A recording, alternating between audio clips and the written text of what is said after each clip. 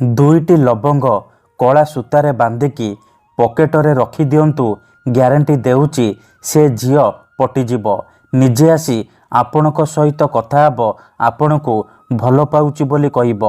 ଆଜିର ଏହି ଭିଡ଼ିଓଟିରେ ମୁଁ ଆପଣଙ୍କୁ ଶିଖେଇବି ବିନା ମନ୍ତ୍ରତନ୍ତ୍ରରେ କେବଳ ଦୁଇଟି ଲବଙ୍ଗରେ ନାରୀ ମୋହିନୀ ଗୁପ୍ତ ବଶୀକରଣ ବିଦ୍ୟା, ଯାହାର ପ୍ରୟୋଗରେ ଆପଣ ନିଜ ପସନ୍ଦର ସୁନ୍ଦରୀରୁ ସୁନ୍ଦରୀ ଝିଅକୁ ପଟେଇ ପାରିବେ, ପଡ଼ିଶା ଘର ସୁନ୍ଦରୀ ଭାଉଜକୁ ପଟେଇ ପାରିବେ, ତାଠାରୁ ନିଜର ମନ ମୁତାବକ କାମ ହାସଲ କରିପାରିବେ। ଏହି ବଶୀକରଣ କରିବା ପାଇଁ ଆପଣଙ୍କୁ କୌଣସି ପ୍ରକାର ମନ୍ତ୍ରତନ୍ତ୍ର କରିବାକୁ ପଡ଼ିବନି କିମ୍ବା କିଛି ବି ପଇସା ଖର୍ଚ୍ଚ କରିବାକୁ ପଡ଼ିବନି। ଆପଣ ବିନା ମନ୍ତ୍ର, ବିନା ତନ୍ତ୍ର, ବିନା କିଛି ପଇସା ଖର୍ଚ୍ଚ କରି ନିଜ ପସନ୍ଦର ସେ ଝିଅ ବା ବିବାହିତା ନାରୀକୁ ପଟେଇ ପାରିବେ। ହଁ ଫ୍ରେଣ୍ଡସ୍, ଆପଣ ସମସ୍ତଙ୍କର ଇଚ୍ଛା ଥିବ କେଉଁ ନା କେଉଁ କୁଆଁରୀ ଝିଅ ବା ବିବାହିତା ନାରୀକୁ ପଟେଇବା ପାଇଁ, ତାକୁ ନିଜ ବଶରେ କରି ତାଠାରୁ ନିଜର ମନ ମୁତାବକ କାମ ହାସଲ କରିବା ପାଇଁ। ତେବେ ଆଜିର ଏହି ଭିଡ଼ିଓଟି ଆପଣଙ୍କର ଇଚ୍ଛାକୁ ପୂରଣ କରିବ। ହଁ ଫ୍ରେଣ୍ଡସ୍, ଆଜିର ଏହି ଭିଡ଼ିଓଟିରେ ମୁଁ ଆପଣଙ୍କ ପାଇଁ ଆମର ତନ୍ତ୍ରଶାସ୍ତ୍ରରୁ ଏମିତି ଏକ ସହଜ ମହାଶକ୍ତିଶାଳୀ ବଶୀକରଣ ନେଇ ଆସିଛି। ଯଦି ଆପଣ ଏହି ବଶୀକରଣକୁ ଠିକ୍ ଭାବରେ କରିଦେଲେ, ମୁଁ ଆପଣଙ୍କୁ ଯେମିତି ଶିଖେଇବି ଆପଣ ଠିକ୍ ସେହିପରି କରିଦେଲେ, ତେବେ ଗ୍ୟାରେଣ୍ଟି ଦେଉଛି ଯେଉଁ ଝିଅ ପଟୁନଥିଲା ସେ ଝିଅ ଆପେ ଆପେ ପଟିଯିବ। ଯେଉଁ ବିବାହିତା ନାରୀ ଆପଣଙ୍କୁ ଭାଉ ଦେଉନଥିଲା ସିଏ ନିଜେ ଫୋନ୍ କରିବ, ଘରକୁ ଡାକିବ, ଯାହା ଚାହିଁବେ ତାହା କରିବ। ଏଥିପାଇଁ ଆପଣଙ୍କୁ ବେଶୀ କିଛି କରିବାକୁ ପଡ଼ିବନି। କେବଳ ଦୁଇଟା ଲବଙ୍ଗ ଆଣିବେ। ସେ ଦୁଇଟା ଲବଙ୍ଗକୁ କଳା ସୂତାରେ ବାନ୍ଧିକି ନିଜ ପକେଟରେ କିମ୍ବା ମନି ପର୍ସରେ ରଖିଦେବେ। ତାପରେ ଦେଖିବେ ଚମତ୍କାର। ଯେପର୍ଯ୍ୟନ୍ତ ସେ ଲବଙ୍ଗ ଆପଣଙ୍କ ପାଖରେ ଥିବ ସେ ପର୍ଯ୍ୟନ୍ତ ସେ ଝିଅ ହେଉ ବା ବିବାହିତା ନାରୀ ଆପଣଙ୍କ ବଶରେ ରହିବ। ଆପଣଙ୍କର ସବୁ କଥା ମାନିବ। ଆପଣ ତାକୁ ଯାହା କହିବେ, ଯେମିତି କହିବେ ସିଏ କରିବ। କୌଣସି ପ୍ରକାର ବାଧା ଦେବ ନାହିଁ। ନମସ୍କାର ଫ୍ରେଣ୍ଡସ୍, ଓଡ଼ିଆ ଫଣ୍ଡା ଚ୍ୟାନେଲକୁ ଆପଣମାନଙ୍କୁ ସ୍ୱାଗତ। ଯଦି ଆପଣ ଝିଅ ପଟେଇବାକୁ ଚାହୁଁଛନ୍ତି କିମ୍ବା ପଡ଼ିଶା ଘର ସୁନ୍ଦରୀ ଭାଉଜକୁ ପଟେଇବାକୁ ଚାହୁଁଛନ୍ତି, ତେବେ ଆଜିର ଏହି ଭିଡ଼ିଓଟିକୁ ମୂଳରୁ ଶେଷ ପର୍ଯ୍ୟନ୍ତ ପୁରା ଧ୍ୟାନ ସହିତ ଦେଖନ୍ତୁ। କାରଣ ଆଜିର ଏହି ଭିଡ଼ିଓଟିରେ ମୁଁ ଆପଣଙ୍କୁ ଶିଖେଇବି ନାରୀ ମୋହିନୀ ବଶୀକରଣ କେବଳ ଦୁଇଟି ଲବଙ୍ଗରେ। ଆପଣ ଭାବୁଛନ୍ତି କି ଦୁଇଟି ଲବଙ୍ଗରେ ଆପଣ କିପରି ବଶୀକରଣ କରିପାରିବେ, କିନ୍ତୁ ଇଏ ସତ। ଦୁଇଟି ଲବଙ୍ଗର ଏହି ବଶୀକରଣ ପ୍ରଚଣ୍ଡ ମହାଶକ୍ତିଶାଳୀ ବଶୀକରଣ। ଏହାର ପ୍ରୟୋଗ କେବେ ବି ଖାଲି ଯାଇନି।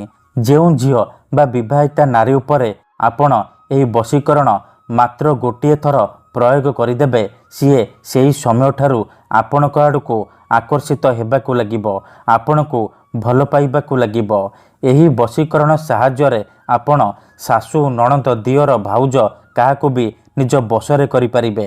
ପଡ଼ିଶା ଘର ସୁନ୍ଦରୀ ଭାଉଜଠାରୁ ନିଜର ମନ ମୁତାବକ କାମ ହାସଲ କରିପାରିବେ। ତେବେ ଏହି ବଶୀକରଣ କରିବା ସବୁଠାରୁ ସହଜ। ଏଥିପାଇଁ ଆପଣଙ୍କୁ କୌଣସି ପ୍ରକାର ମନ୍ତ୍ରତନ୍ତ୍ର କରିବାକୁ ପଡ଼ିବନି କିମ୍ବା କିଛି ବି ପଇସା ଖର୍ଚ୍ଚ କରିବାକୁ ପଡ଼ିବନି। ଆପଣ ଅତି ସହଜରେ ଏହି ବଶୀକରଣ କରିପାରିବେ।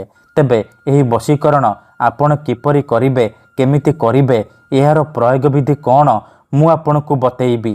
ଜାଣିବା ପାଇଁ ଆପଣ ଭିଡ଼ିଓଟିକୁ ମୂଳରୁ ଶେଷ ପର୍ଯ୍ୟନ୍ତ ପୁରା ଧ୍ୟାନ ସହିତ ଦେଖନ୍ତୁ। ବିଧିଟି ଜାଣିବା ପୂର୍ବରୁ ଯଦି ଆପଣ ଆମ ଚ୍ୟାନେଲକୁ ପ୍ରଥମ ଥର ଆସିଛନ୍ତି, ତେବେ ଦୟାକରି ଚ୍ୟାନେଲକୁ ସବସ୍କ୍ରାଇବ୍ କରି ପାଖରେ ଥିବା ବେଲ୍ ଆଇକନ୍କୁ ମଧ୍ୟ ଦବାଇ ଦିଅନ୍ତୁ, ଯାହାଦ୍ୱାରା ଆମେ ଯେଉଁ ବି ଭିଡ଼ିଓ ଅପଲୋଡ଼ କରିବୁ ସର୍ବପ୍ରଥମେ ଆପଣ ଦେଖିପାରିବେ ଆଉ ତାର ଲାଭ ପାଇପାରିବେ। ବିଧିଟି ଜାଣିବା ପୂର୍ବରୁ ଆଉ ଗୋଟିଏ କଥା ମନେ ରଖନ୍ତୁ, ବଶୀକରଣ ଏମିତି ସେମିତି କାମ କରେନି। ମନରେ ସମ୍ପୂର୍ଣ୍ଣ ବିଶ୍ୱାସ, ନିଷ୍ଠା ଆଉ ଏକାଗ୍ରତାର ସହିତ ଆପଣଙ୍କୁ ଏହି ବଶୀକରଣ କରିବାକୁ ପଡ଼ିବ। ତେବେ ଯାଇ ମୁଁ ଆପଣଙ୍କୁ ଗ୍ୟାରେଣ୍ଟି ଦେଉଛି ଆପଣ ଯାହାକୁ ଚାହିଁବେ ତାକୁ ନିଜ ବଶରେ କରିପାରିବେ। କେଉଁ ବି କୁଆଁରୀ ଝିଅ ବା ବିବାହିତା ନାରୀଠାରୁ କିଛି ବି କାମ ହାସଲ କରିପାରିବେ।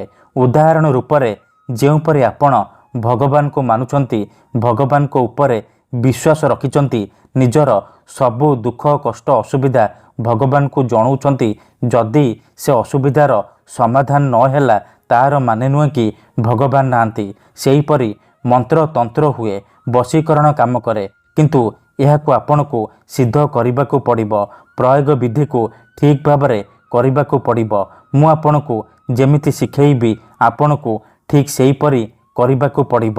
ତେବେ ଯାଇ ମୁଁ ଆପଣଙ୍କୁ ଗ୍ୟାରେଣ୍ଟି ଦେଉଛି ଆପଣ 100ରୁ 100% ସଫଳ ହେବେ। ଠିକ୍ ଅଛି, ତେବେ ଏହି ବଶୀକରଣ ଆପଣ କିପରି କରିବେ, କେମିତି କରିବେ, ଚାଲନ୍ତୁ ଜାଣିବା। ମନେ ରଖନ୍ତୁ, ଏହି ବଶୀକରଣ କରିବା ପାଇଁ ଆପଣଙ୍କୁ ବେଶୀ କିଛି ସାମଗ୍ରୀର ଆବଶ୍ୟକ ନାହିଁ। କେବଳ 2ଟା ଲବଙ୍ଗ ଆଣିବେ, ଖଣ୍ଡେ ସାଧା କାଗଜ ଆଣିବେ, କଳା ରଙ୍ଗର କଲମ ଆଣିବେ ଆଉ କଳା ସୂତା ଆଣିବେ। ଆପଣଙ୍କ ଘରେ ଯେଉଁ ରିଲ୍ ସୂତା ଥିବ, ସିଲେଇ ସୂତା, ଆପଣ ସେହି ସିଲେଇ ସୂତାରୁ ଖଣ୍ଡେ କଳା ସୂତା ଆଣିବେ। ଏତିକି ଜିନିଷ ଆଣିସାରିବା ପରେ ମନେ ରଖନ୍ତୁ, ଏହି ବଶୀକରଣ ବିଧିକୁ ଆପଣ କେଉଁ ବି ଦିନ କେଉଁ ବି ସମୟରେ କରିପାରିବେ। କିନ୍ତୁ ବିଧିଟି କରିବା ପୂର୍ବରୁ ଭଲ ଭାବରେ ହାତ ଗୋଡ଼ ଧୋଇକି ସଫା ବସ୍ତ୍ର ପିନ୍ଧିକି ଆପଣ ନାଲି ରଙ୍ଗର ଆସନ ପକେଇକି ଦକ୍ଷିଣ ଦିଗକୁ ମୁହଁ କରିକି ବସିକି ଏହି ବଶୀକରଣ ଆରମ୍ଭ କରିବେ। ଠିକ୍ ଅଛି, ଏହିସବୁ ସାମଗ୍ରୀ ଆଣିସାରିବା ପରେ ଆପଣ ଦକ୍ଷିଣ ଦିଗକୁ ମୁହଁ କରିକି ବସି ପଡ଼ିବେ। ତାପରେ ଯେଉଁ କାଗଜ ଆଣିଛନ୍ତି ସେ କାଗଜରେ ପ୍ରଥମେ ସେଇ ଝିଅ ବା ନାରୀର ନାମ ଲେଖିବେ ଯାହାକୁ ଆପଣ ନିଜ ବଶରେ କରିବାକୁ ଚାହୁଁଛନ୍ତି। ତା ତଳେ ଆପଣ ଗୋଟିଏ ଶବ୍ଦ ଲେଖିବେ, ମୋହିନୀ ସୋହିନୀ କାମଦେବସ୍ୟ। ମୋହିନୀ ସୋହିନୀ କାମଦେବସ୍ୟ, ଏହି ଶବ୍ଦକୁ ଆପଣ ଲେଖିବେ। ଲେଖିସାରିବା ପରେ କ'ଣ କରିବେ, ସେ କାଗଜକୁ ନିଜର ସାମ୍ନାରେ ରଖିବେ।